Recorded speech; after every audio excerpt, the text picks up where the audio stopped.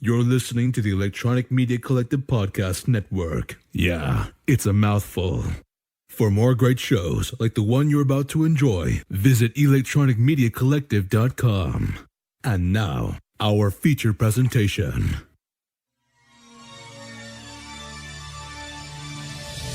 In a world where film studios have pillaged every young adult novel, DC'd every comic book series, and Frankenstein every silver screen monster in search of the next movie mega franchise.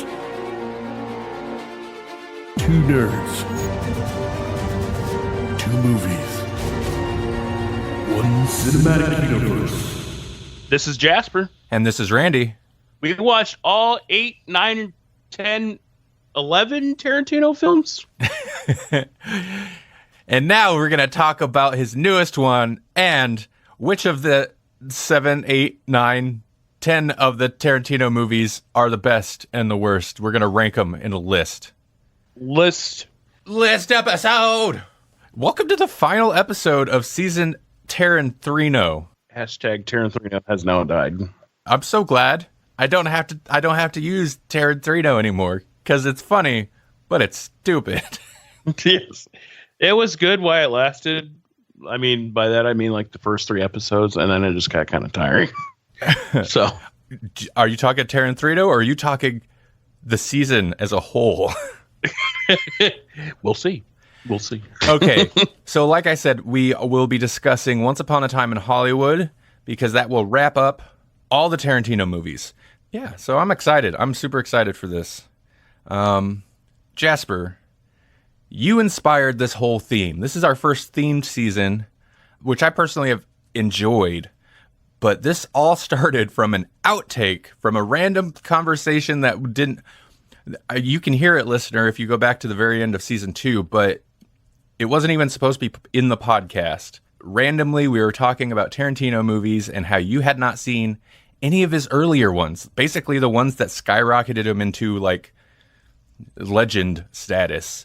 You hadn't seen any of them. Yeah. So how do you feel now that you've seen all of them? Well, I will say his earlier work, I can see why that skyrocketed him. Even though I haven't really seen a lot of older movies, you can kind of see how his movies stood out in the time they were released. You know, if you see what I'm saying. Okay, I think so, yeah. The Jasper way of complimenting a movie sometimes feels very underhanded. Even though, you know, this is... Yeah. For an older movie, but no, I totally get what you're saying. Yeah, because I mean, like, it was, for a while there, like, early 90s, it was kind of like copy-paste movies, I want to say. Mm-hmm. Oh, like, yeah. Just kind of regular theme, you know, different character, different in the story. And his were just like, no, I'm just going to make the movie I want to make, you know. I mean, I think you really keyed into something beyond, like, the Tarantino style. I think you keyed into something that made his early movies so popular and also so why they were so impactful on the film industry, because it shook that up. It kind of broke a lot of studios and movie creators out of that. I don't know, not to say it was in a rut, but out of that rut, kind of shook things up a bit. All right, well, hey, before we really dive too far into that, let's go ahead and talk about the movie at hand. Now, I'm so torn on how to handle this review. What I'm talking about, obviously, is Once Upon a Time in Hollywood. We're going to discuss that movie now, but I'm torn because it's still very possible a lot of people haven't watched this movie yet. And if you haven't watched this movie, do not listen to anything that spoils the movie or read anything about the movie. So I feel like we should try to discuss it as much as we can without spoiling it initially, but before we give any kind of spoilers, we'll give a big warning, because I'm pretty impressed with, I mean, if you start searching it up now, I'm sure there's headlines and stuff that's going to give away plot point spoilers, but I'm pretty impressed with the fact that I did see this pretty quick after release, but I was still able to see it without it being spoiled. Were you able to see this without being spoiled? Yeah, no, I went into this movie not even reading a review, because you kind of actually warned me the night you watched it. So I'd even check YouTube on it. I'd even check any like article. I just went in and watched it. Okay, interesting. See, and I think what people know about the movie and about what the movie's based on beforehand has a big impact on the movie. And so I also want to gauge that once we get into the, what you knew about what the movie was kind of based on. But I'm going to hold off until we hit the spoiler section. So, Once Upon a Time in Hollywood, written and directed by Quentin Tarantino, starring a whole bunch of people as usual in Tarantino movies, but primarily Leonardo DiCaprio, Brad Pitt, Margot Robbie, and I feel like there's other people. I'll just leave it at that because that's kind of the main cast. Those are our leads. Overview: a fated television actor and his stunt double strive to achieve fame and success in the film industry during the final years of Hollywood's golden age in 1969, Los Angeles. Season Tarantino came at like kind of the perfect time. Again, this is why I wish we could have rushed this episode out a little sooner, because I knew the internet, Tarantino was all over the internet, and it was just building and building till the release of this movie. It's since kind of died down, but that's okay. So, point is, there was a lot of hype kind of building up into this movie. Jasper, did you know really anything about this movie going into it, and what are your initial impressions? I didn't really know anything going into the movie. I knew the premise of it, but I will say this. So the first was 2.5 hours long, almost 3. It's long. There's a part, like I think I want to say about an hour and 10 minutes, that it really just dragged. It was very, very, very slow for a while, but then there's parts where he just like kind of like pop you back into it, Yeah, it's 2 hours and 41 minutes long. But overall, I really like this movie. So I knew it had to do, at least tangentially, with Sharon Tate and the Sharon Tate murder. I didn't know if that played into the movie, but I knew Charles Manson was a character who, honestly, and I don't feel like this is spoilers, you see him like twice, maybe? Like he's barely there. Yeah, he's in the trailer too, so. In fact, it's so interesting because that really is just tangential to the main plot of the story. Going into it, I didn't know that I figured there was a lot of fictionalization going on, but I didn't know there were any fictional characters. But Leonardo DiCaprio and Brad Pitt's characters were not real. They are fictional characters set in this time period. There's aspects of this movie I really like, but man, it drags. I 100% agree with you. There are times when it does pull me back in because, like when Brad Pitt goes out to Spawn Ranch, just there's moments with tension and, there's good Tarantino sequences. Like he's really good with sequences. But there's so many moments of just driving and not talking. Like, it's weird for a Tarantino movie. It's on one hand, at times, not very Tarantino, but yet still like the most Tarantino out of all of his movies in a way. It's so self-indulgent, where he's just like, I want to watch Brad Pitt, a 70s looking, yeah, I know it's 69, but he's got the 70s style already. 70s looking Brad Pitt, driving around a 1969 Los Angeles for like 20 minutes. Easy. And then we do that. So it's so slow. Like, I kind of feel like Tarantino self-indulgence, a lot of times I don't mind it. Sometimes it's fun. Sometimes you can kind of roll your eyes. But in this case, it feels like it's half the runtime, and it kind of hurt the movie for me a little bit. Yeah, I will say the runtime, like, I was starting to get really bored. If this movie was an hour shorter, it'd been amazing, But then if you shorten it, do you lose his vision, kind of thing, kind of question? I mean, I'm sure he would definitely feel that way. He did get final cut, and I don't know how common that is with his movies. I mean, it's Tarantino, so I'm assuming he can pretty much just do whatever he wants at this point. So the studio changed hands like during the production, but Tarantino was able to retain like final cut, which is a big deal for a director. He was supposed to do it for the Weinstein Company, and then that whole falling out happened, and then they switched hands. Oh, maybe that was it. Okay. Mm-hmm. But yeah, I mean, Final Cut is a big deal, and that's definitely how we have long sequences of just, Brad Pitt driving. Now, that said, like, there's times when, for example, when Brad Pitt's character goes back to his trailer, I guess, his house, which is, of course, right next to a movie theater or a drive-in, because Tarantino's such a sucker for just movies, and that's what this is. This is all about that. But just him going back, Brad Pitt's character's whole, like, feeding the dog, like, just this long sequence of his routine, how he feeds the dog. Even that was, like, interesting to me. I don't know why. I don't know what it was. Like, that was pretty good, but you get a lot of stuff like that, and it does drag. The movie is it's kind of like a bro love story. It's a relationship story about DiCaprio and Brad Pitt's characters. Like, it's about their friendship for the most part. Mm-hmm. And of course also about DiCaprio's, kind of struggling. He's an actor towards the end of his career, essentially, and he's kind of struggling with that.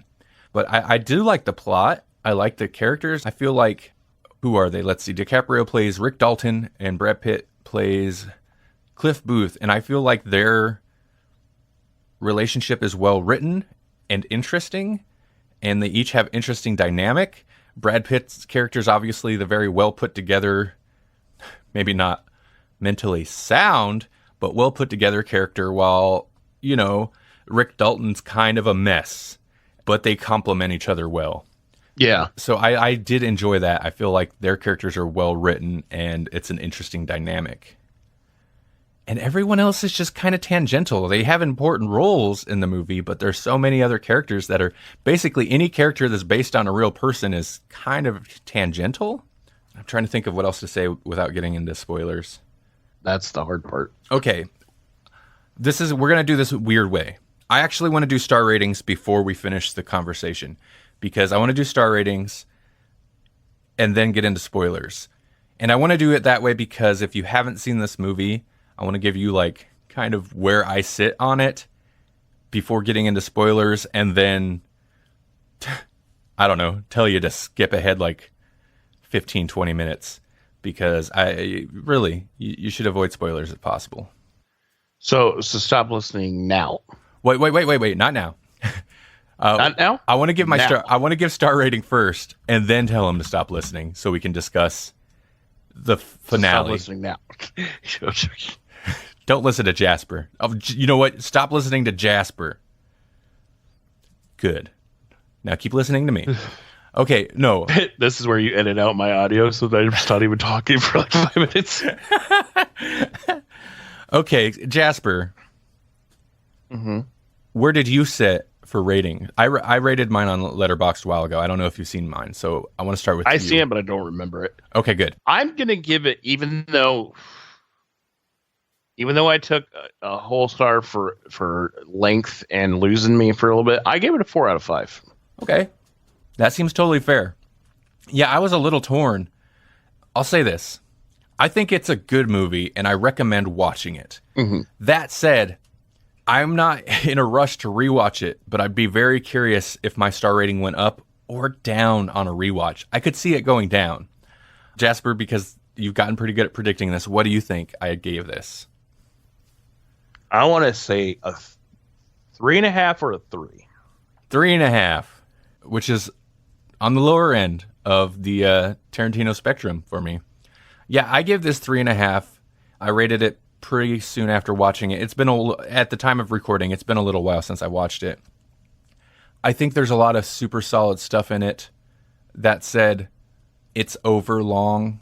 It feels kind of overlong, like it could do to be trimmed down a bit. And this is one of the first times where I feel like Tarantino being self-indulgent and basically just truly, like, I feel like Tarantino makes movies he wants to watch, and that's not a bad thing, but I feel like this is Tarantino, like, this is just pure Tarantino fantasy, and we can get more into that, but it's pure Tarantino fantasy to the detriment of the film a little bit. There's so many feet shots. And they're gross, dirty, disgusting feet. But I feel like at this point... Yeah, why do we need that? Is my question. I feel like at this point he knows everyone knows, and he's just kind of trolling us with it, but whatever. It's this is Tarantino's fantasy. End of the golden age Hollywood, pure Tarantino fantasy. So let's actually get into spoilers now, because this is a big deal. A listener, check out the show notes wherever you're listening to this at. The episode description will have timestamps. And if you want to avoid spoilers, which if you haven't seen this, I 100% recommend you avoid spoilers, check out the timestamps for the R rankings and just jump ahead to that. Okay. Jasper, did you know anything about the Sharon Tate murder, the Charles Manson murders going into this? So I knew that Sharon Tate was murdered. Okay. And I know about Charles Manson, but weirdly did not know that Charles Manson killed her, or his family, what he called the family, killed her. Yeah. So in real life, Charles Manson didn't technically even, he wasn't even there, but he had his kind of hippie commune, most of them very impressionable young girls, and he talked them into going to kill Sharon Tate and whoever was there, which would included Sharon Tate's friend. And it was a horrible deal, because Sharon Tate was like she is in the movie. She was pregnant and whatever. It's just a bad scene, but it's something that also had very significant cultural impact, because it's the end of the 60s, but it also kind of marked the end of hippies, the hippie era. It kind of put a bad taste in a lot of people's mouths for hippies, because it was this deranged hippie group that killed, this beautiful actress, this pregnant actress and stuff. But it also it changed Hollywood in general, and the tone shifted. That's why I think Tarantino really kind of focused on this time period, because that's a big deal. Now, that said, I feel like if you didn't know anything, and I didn't know a lot of specifics, but I knew that much. I knew she was murdered by Manson family members. If you went into this movie not even knowing that, you would be so confused when the movie ends, like the people that sat ahead of me that didn't seem to know anything about anything. They were just like, I don't get it. I don't what's the point? I don't get it. Because spoilers.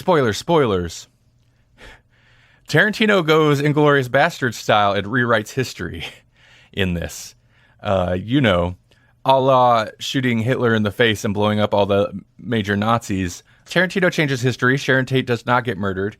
Instead, the Manson family members get sidetracked into Rick Dalton's house and get into a fight with Rick Dalton's wife and Cliff Booth, Brad Pitt's character, and eventually Rick Dalton himself.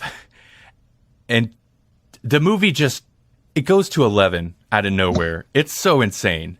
But it's so interesting, because the movie plays on, that's its one sense of tension, and it touches on it. And it's partway through the film, and this is a criticism some people have had, partway through the film, Kurt Russell starts narrating, and it's one of those things. Tarantino has a habit of doing that in these last couple of movies.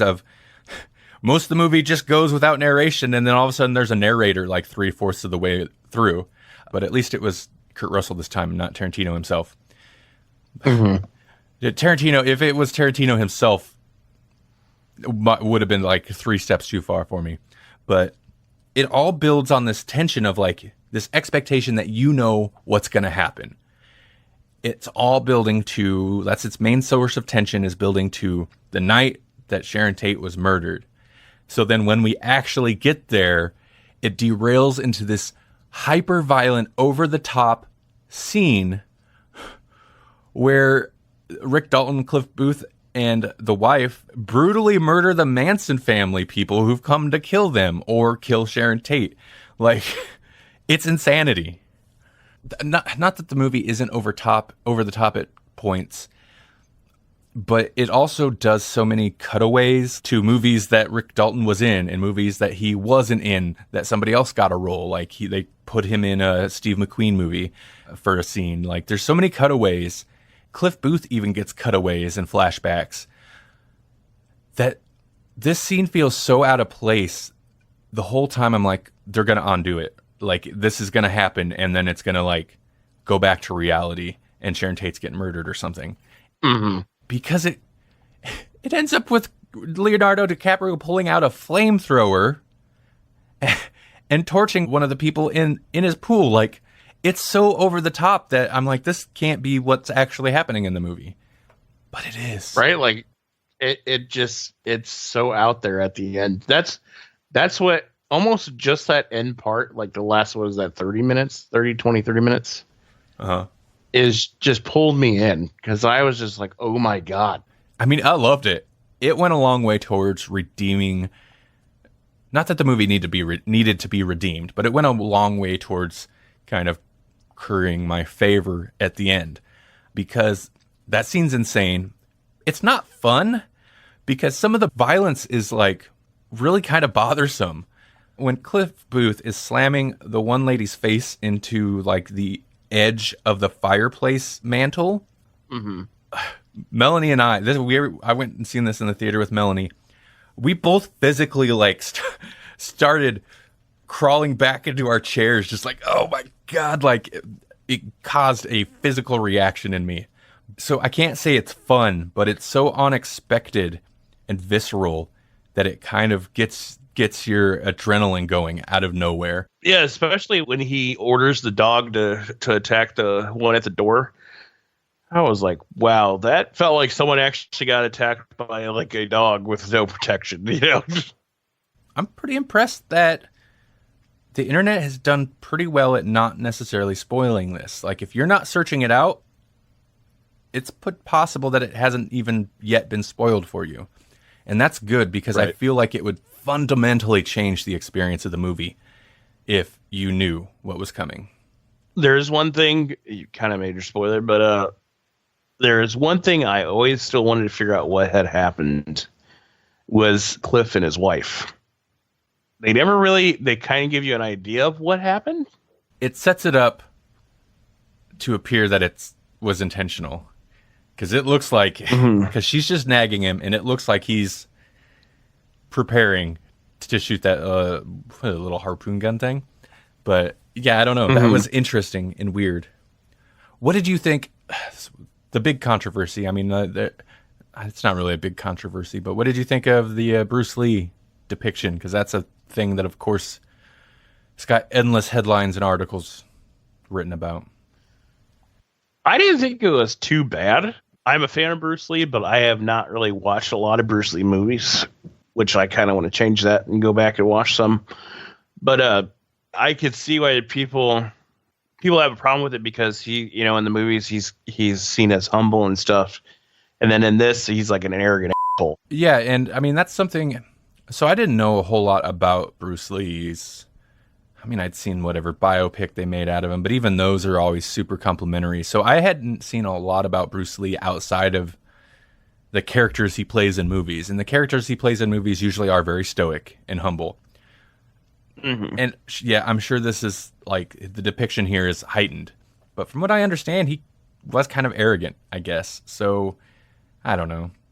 In a movie where two fictional characters end up murdering Manson family members that were supposed to kill Sharon Tate, how can you really take any of it as like, yep, this is how it was. We're portraying reality here. Okay. Well, it's weird to end a review with, you know, having already done the star ratings, but that's all I really have to say about Once Upon a Time in Hollywood. Like, final thought is just, it's good and I recommend watching it, but I was super curious to hear how you handled it, Jasper, because it is long and very slow paced. Yeah. And like I said it was the different tangents. I want to say very Pulp Fiction, you know, going on here. Kind of doing that jump, you know. But there was a point where, like, you know, you were still locked in, but it ran too long. That's all I gotta say about it. But like you said, I would tell someone to watch this movie. Would I add it to my collection? You know, if I had a DVD collection or, you know, movie collection, I would say yes. But would I watch this more than probably once or twice a year? No. It is unique among Tarantino's movies, I feel, because And that's part of maybe what makes it feel long is it doesn't have that constant Tarantino dialogue. It doesn't have, I've been saying all season on the podcast, like, that's what Tarantino's good at. Like, nothing's happening, but he makes it intense and enthralling. And most of that is through dialogue. And this is like, there's nothing happening and there's no dialogue. And it does add tension later on, and some scenes have more tension than others, but it doesn't have that Tarantino dialogue. So, I don't know. It's not what I was expecting. By the way, that was his 10th movie. Unless you want to count Kill Bill Volume 1 and 2 as one movie. Then it was his 9th. But he made Death Proof. That happened. Mm-hmm. Which on the list, it shows he made 10. The list I put together or another list? No, the list you showed me. Yeah. Yeah, because Kill Bill Volume 1 and 2 are listed as, those are two different movies. They're two separate movies. I can buy him connecting those two in his mind as one movie more than him just writing off Death Proof. Like, I buy that as, if he wants to use that as the logic behind, I've only made 9 movies, I get it, because I believe Kill Bill, that was supposed to be one movie. Once Upon a Time in Hollywood spoilers are over. If you're rejoining us, good on you for actually skipping forward and sticking with it. Now we are going to present our ranked lists, our rankings of the 10 Tarantino movies, counting Kill Bill Volume 1 and 2 as separate movies. Which is interesting in itself because, as we talked about we talked about it with Jesse when we covered Kill Bill Volume 2, they have different feels. So, they definitely feel like different movies to me. Mm-hmm. Jasper, how do you want to handle this list? So we each have our rankings. Do we want to alternate, and do we want to start from number 10 and work towards number 1? Like low to high? I would say low to high. So let's alternate. I'm going to start with my number 10 spot. So this is what I consider the lesser of the Tarantino movies. Now keep in mind, after I ranked Once Upon a Time in Hollywood, I did my star rating on Letterboxd, and I was curious, so I looked up what I had rated all the Tarantino movies this season. 3.5 was as low as I went, but 3 Tarantino movies got 3.5. 3.5 still a pretty good rating. So keep in mind, my 3 movies that are at the bottom of the list, I don't think they're bad movies. And if you go back and listen to any of the episode, you'll hear that they're just the lesser of they're the lesser. So in my number 10 spot, I have a feeling Tarantino would not disagree because I put Death Proof as the lowest. What's your number 10? I'm gonna say, I want to say it's Jackie Brown. Okay, interesting. Because I was either on Death Proof or Jackie Brown, but I'm gonna say Jackie Brown. I could see that. Jackie Brown, as we discussed, is definitely not the most memorable Tarantino movie. Number 9. I'm going to go ahead and skip over to you. What did you put in your number 9 slot? 9 would be Death Proof. Okay, interesting. Well, for my number 9, this could be controversial. I put Kill Bill Volume 2. Okay. Kill Bill Volume 1's a lot of fun. Kill Bill Volume 2's not bad, but it's much more dull. So, right. Yeah. What about your number 8 spot, sir? I would say Kill Bill Volume 2. Okay, interesting. Well, this is good. I was curious as to how much we'd line up, and if we overlapped 100%, it might be kind of boring. But so my number 8 spot, and keep in mind, listener, part of the reason I really wanted to do this ranking list is because all 10 of these movies are very fresh in our minds, and I feel like that definitely impacted some of the ratings, especially the last couple movies that we've covered for me. My number 8 spot, Once Upon a Time in Hollywood. Sorry, Tarantino. I'm sure he puts this real high in his personal list, but like Kill Bill and Death Proof, it's just kind of meandering. There's a lot of meandering. So, what's in your number 7 slot? Once Upon a Time. Interesting. So my 7th is Jackie Brown. Okay. I think it's good. I think it's enjoyable. I don't feel like it's described as a hangout movie, and Once Upon a Time in Hollywood, now that's a hangout movie. It doesn't feel as slow to me. On this recent rewatch, I was pretty pulled into it the whole time. So, yeah, it's a little slower, but still good. It just lacks some of the, I hesitate to say Tarantino charm, but some of the Tarantino charm. And I think that has to do with it being like the only movie that he didn't write. It's based on a story he did not write. So, and what's your number 6? And I kind of don't want to say this would be Inglourious Bastards. Whoa, that's way lower than I would have expected. Again, that kind of movie, even though it kept you in that one kind of long. Fascinating. Okay, my number 6 is Kill Bill Volume 1. Okay. I got no reasoning. I mean, I guess I do, but I like it. I like Kill Bill. I like both Kill Bills, but I feel like my top 5 are just better movies. I would classify at least my top 4 as iconic, some of the greatest movies. So, breaking into our top 5, Jasper, what's your number 5? My 5 would be Kill Bill. Interesting. Okay. So, yeah, I'm counting my top 4 as these ones are the ones that really set the tone for me this season. Okay, interesting. Well, my number 5 is The Hateful Eight. This recent rewatch, I actually enjoyed it way more, even though it went down a star rating for me, but I actually enjoyed it way more than I had expected out of all of them. And maybe it's because it's one I've seen the least, or one of them that I've seen the least. I would be more inclined to rewatch Hateful Eight than some of the movies lower on the list right now. So, yeah. So now we're breaking into the top 4. And these are like you said, your top 4 are the ones that kind of cemented the season for you or whatever. Coming in at number 4 is Reservoir Dogs. I have the same at number 4. Okay. Yeah, no, I think this is definitely great. And, what a super solid directorial debut. But 1, 2, and 3 are masterpieces. So how about your number 3? My number 3 is The Hateful Eight.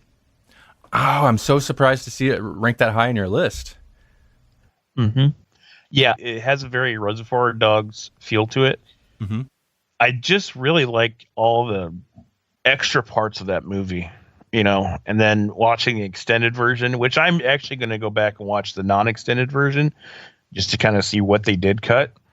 But yeah, I really liked this movie. Okay, well, my number 3 was Inglourious Bastards. Oh, good. Solid.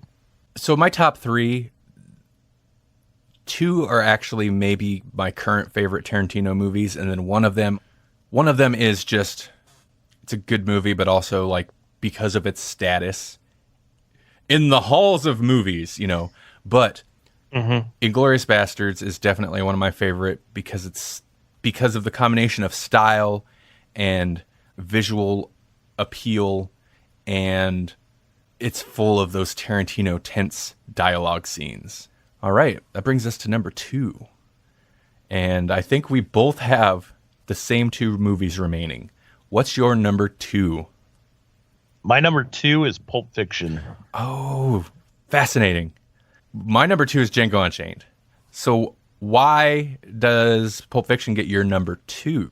I really like the movie because I love Travolta, which is weird for me. I love Travolta's character.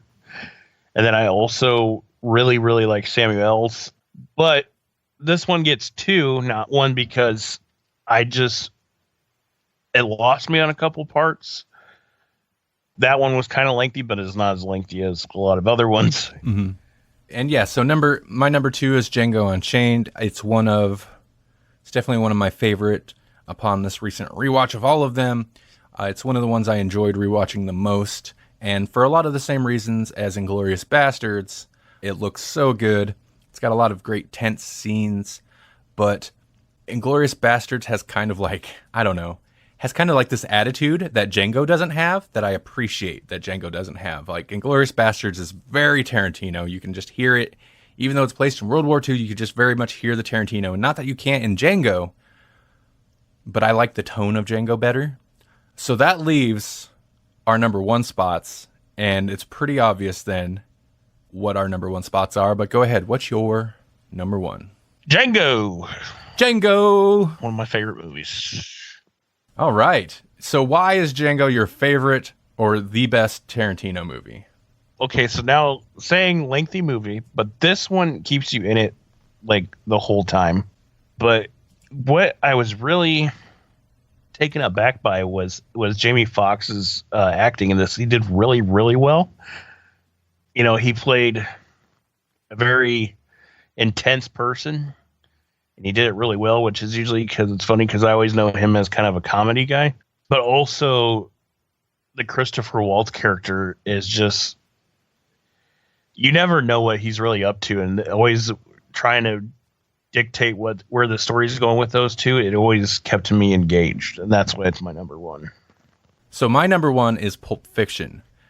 Although I would agree, my current favorite might actually be Django, for a lot of the same reasons you said. But Pulp Fiction, I think, is, of the movies, will still be considered kind of Tarantino's masterpiece. And it's fun to watch. It's inventive, and also for the impact it had on movies. This is definitely like the movie that shook up the movie industry in the 90s. And it holds up. I think it holds up so well. And it also looks great. The setting is not as interesting to me as Django or Inglourious Basterds, but super solid. So I had to give Pulp Fiction the number one.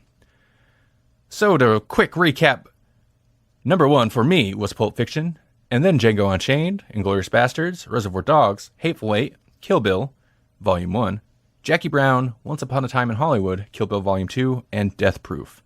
Jasper's rankings were a little bit different in interesting ways, so I'm happy about that. Jasper's number one was Django Unchained, followed by Pulp Fiction, The Hateful Eight, Reservoir Dogs, Kill Bill Volume 1, Inglourious Basterds, Once Upon a Time in Hollywood, Kill Bill Volume 2, Death Proof, and Jackie Brown bringing up the rear.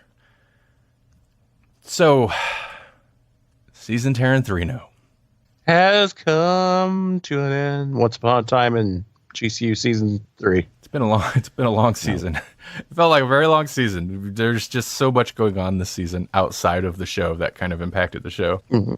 But I'm very glad we did the Tarantino rewatch, the great Tarantino rewatch of 2019. And I know we're not the only ones with Once Upon a Time in Hollywood coming out, but yeah, man, this was a good call because I enjoyed rewatching all of these. I was a little hesitant before we started the season because so many of his movies are so long. So I'm like, it's going to be a slog. It's going to be a slog to get through some of them. But I didn't find that was the case, except for the one that I'd never seen before.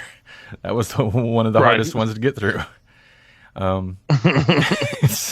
So, yeah. But, yeah, man. Well, how do you feel then? You feel good about these Tarantino movies and stuffs? Yeah, I mean, oh my God. He's probably one of my top directors right now, I would say. It was kind of nice to watch the movie, but also, as we're watching the movie, see the backstory of how these movies came about for him, Mm-hmm. It's interesting watching through his progression as a filmmaker. Like, his early movies, like I said, cemented him as kind of like a great director.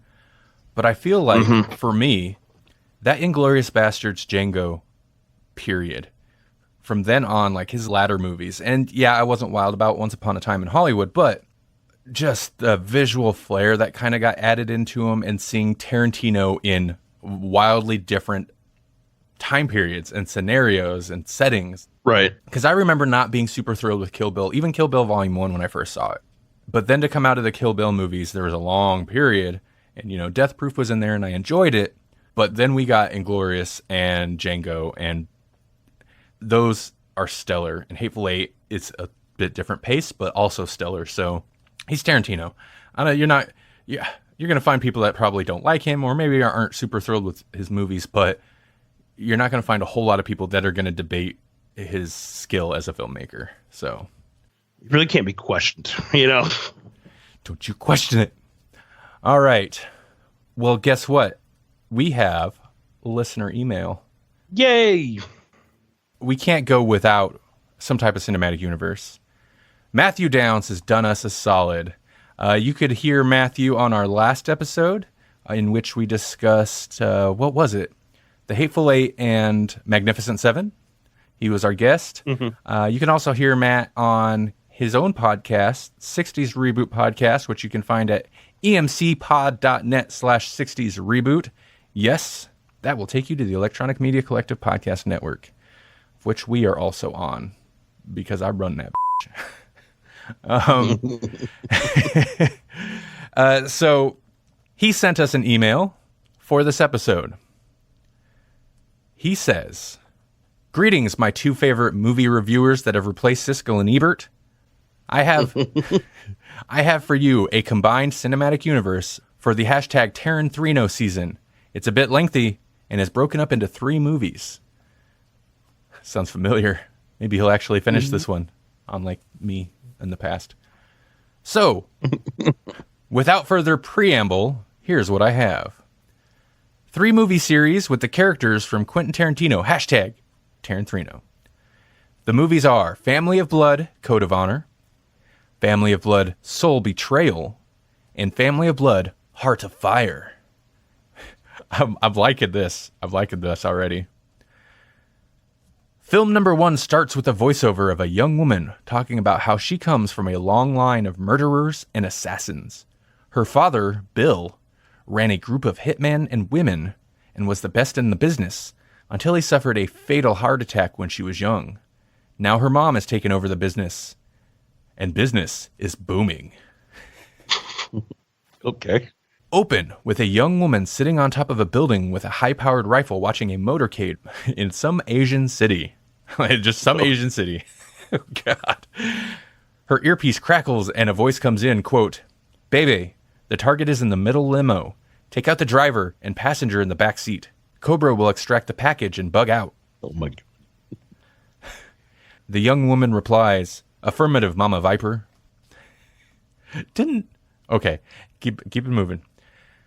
The woman takes 3 shots at the limo, 2 in the driver's chest and 1 through the window and between the eyes of a well-dressed elderly Korean man.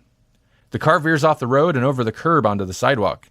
Rappelling down the side of the building face first is a middle-aged Japanese man holding an automatic pistol and a katana sword. The Japanese man lands on the roof of the car and shoots out the sunroof. He reaches inside and pulls out a messenger tube about the same length of the katana and slings it over his shoulder. Just then, the other cars in the motorcade stop, and their doors fly open, and North Korean soldiers come jumping out. BB from across the street takes her shots and shoots several of the men. The Japanese man in the car leaps into action and takes out the rest of the men with his katana. Then his earpiece crackles and BB's voice comes over. "Nice work." God. "Nice work, Uncle Hattori. Sorry, Cobra. Let's move. Mama Viper says the police are on the way." Cut to title, Family of Blood. Ari Hanzo is... Oh, that's funny. Then title scene, Red Rock, Wyoming, 1865. What? Story then continues with a voiceover from BB. We learn that her dad was a descendant of a hired gunman named Chris Adams, and that Chris met a descendant of her uncle Hattori Hanzo while fighting the Darmagu gang. Hanzo had a sword that was constructed in the mountains of Japan and was rumored to eat the souls of the slain, as well as grant the user mystical powers. Wow, okay. That's something. That's a twist. Thus setting the premise of the 3 films. We see how Bill's family, as well as the Hanzos, are linked to the sword. The first film establishes that the current Hanzo wants to find the sword with the help of Bebe and her mom, and hopefully destroy it before it is used again to cause harm. The 2 go on a worldwide jaunt from the streets of North Korea to the back alleys of LA. By the end of the film, we learn that the original sword is actually in the hands of a former associate of Bebe's dad, and that he isn't willing to separate from it, Marcellus Wallace. I love that connection, the sword connection. Also, as we go from location to location, we run into familiar characters like a flight attendant, a DEA agent that sticks his nose in other people's business, a retired boxer and his wife, an estranged former hitman walking in the desert. I also like that Samuel's character from Pulp Fiction is just walking in the desert. There is also a few flashbacks that tell us some backstory on the mystical Hanzo sword and its role in history. Okay, so he did do a little bit of a Randy. He really fleshed out the first film, and then we get kind of just a quick breakdown of the later films. Movie 2 is about Marcellus using his influence and power to keep the sword, as well as stop Bebe from getting close to him and his empire. In a subplot, we learn more about Bebe's mom, Beatrix Kiddo, and her family's relationship through history with the sword. Beatrix's descendant turns out to be Aldo Reigns, and he once ran into the Hanzo sword in Germany when it was on its way to being presented to the Führer by the Emperor of Japan. Movie 2 ends with Wallace losing the sword and several other things in a fight that puts Pulp Fiction's fight scene with Marcellus and Bruce Willis to shame. Movie 3 opens with ramifications of Bebe learning about the true reason of her father's death. She runs away with Hanzo with the mystical sword. The sword, now full of evil souls from over the years, begins to influence her decisions. She decides to get revenge on her mother for her father's death, and now the two women fight as Beatrix tries to convince Bebe that it was a wise choice to kill her father. At the end of the fight, the sword is broken by Beatrix's sword, and the two embrace as the influence of the sword is gone. As the two leave the abandoned warehouse, a young black woman pulls up in a beautiful Porsche and points a large gun at Beatrix and says, "Remember me, bitch," and shoots the assassin. Fade to black. Oh my gosh, dude. He says, "Hope you enjoyed it as much as I did thinking it up." Matt D. Thanks, Matt. That was great, and I enjoyed it quite a bit. I'm on board. I want to watch these movies. Maybe we'll get a Netflix miniseries of something like this. Yep, and then it'll be canceled and bought by Disney. Canceled and then bought by Disney, who will do nothing with it. Yep. Sorry. Felt that need to be said. That does it for season 3. We're going on break now, which will be nice. Yay! We're gonna be back in December. No, I'm joking. That'd be way too long. Way too long. I do have so next month there is a Friday the 13th date coming up, and even though we're going to be on between season break, I can't resist the urge to do something Friday the 13th. So we will have a between season special, and I am trying to get Paul, who you may have heard if you listened to our recent live podcast, Paul H. Harder III. He's a big horror movie fan, and I'm going to try to line him up as a guest and do something Friday the 13th related. But other than that, we'll be on break for a little while. I don't know how long, but that's kind of the beauty of it. Also, the Grawlix Podcast episode 100 special is coming up very soon. Very soon. So that's exciting, and I have a feeling may derail GCU in some way. So my point is, we're going on break, but listen, we'll have more stuff for you. We'll be back. We'll be back. We'll be refined. Yes. We'll know what we're doing, okay? So it's going to be season terror 4 now. No, I'm joking. How does that work? Never. What's that theme? That's when we watch all his movies in reverse. Actually reverse the movies themselves? Yeah, reverse the actual movie. See, everybody thinks Tarantino's such a good writer, but the true genius is when you watch them all backwards. That's when the true meaning, those hidden secrets are unlocked. That's when you really figure out his genius is when he puts subliminal messages. If you play Hateful Eight backwards, you get the movie Trick or Treat. Ooh, we could do season 4 her. I'm trying to put horror in there. season Guillermo del Toro. And I don't know if we're gonna do a theme season or not. I like having the theme. Let's lock it in. Let's do a horror season. Are you serious? Yeah, I want to do it because I want to start watching horror movies. Season 4 her. It just sounds so weird. It does. It sounds like for her or for. We're doing a horror season, ladies and gentlemen. Because then we can take September off, right? And then come right back into Halloween season. I think that's a great idea. Yeah, because then, we can ride the coattails of Candy Day. Well, I mean, you know me, October, regardless how long we had planned to, we were coming back in October, and it was going to be a bunch of horror movies because I can't help but do that. I've got to do that. We'll hash out the specifics before then, but horror movies, dude, all you had to say, let's do horror movies. And I went from like, well, I don't know if we'll do a theme or not, to, yeah, let's do a theme. Horror. Let's go. We're doing it. Horror. Season 4 horror. Horror.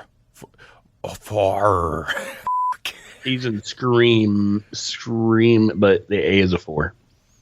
I don't want to do Scream. All right, everybody. Well, you have a good month. Although, like I said, I'm definitely doing a Friday the 13th special, so we'll be back at some point during September. We can't miss that because that would kick off the season give a little taste to the next season. Oh, yes, it's a little taste of things to come. All right, everybody. Like I said, we won't be gone long, as you can hear, and we'll be back with some horror movies. So, if we nail down a specific premise, we'll have kind of an idea season-wide. But if you have suggestions, reach out to us on Facebook at facebook.com/GrawlixPodcast, or go to Twitter and hit us up at GCU Podcast. Yes, we share the Facebook page with Grawlix Podcast, but we do have our own Twitter. And as always, you can find more episodes of this and just everything at GrawlixPodcast.com. It's GRAWLIX Podcast.com. I've been Randall Sylvie. You can find me on Twitter at Randall Sylvie. I'm not going to spell it, but it doesn't have 2 L's, so I'll tell you that much. You can also find more of my stuff at randallsylvie.com, or if you need podcast editing services or just podcast production, hit me up at podedit.com. Jasper, where can they find you, and what have you been up to? They can find me on Twitter at Carranzo Media, which is KORANSO Media, and soon to be back streaming on the Mixer. Season 5. Jasper will actually be streaming. Shut up! You've been saying soon to be on Mixer all season long. But dude, you actually have a computer now. How's that been going? Yeah. Yep. It's been going good. Just need to play around with OBS. Yeah, figure it kinks somewhat out. Yeah, it only runs if you run the game in window mode, so I don't know what's going on. I just hit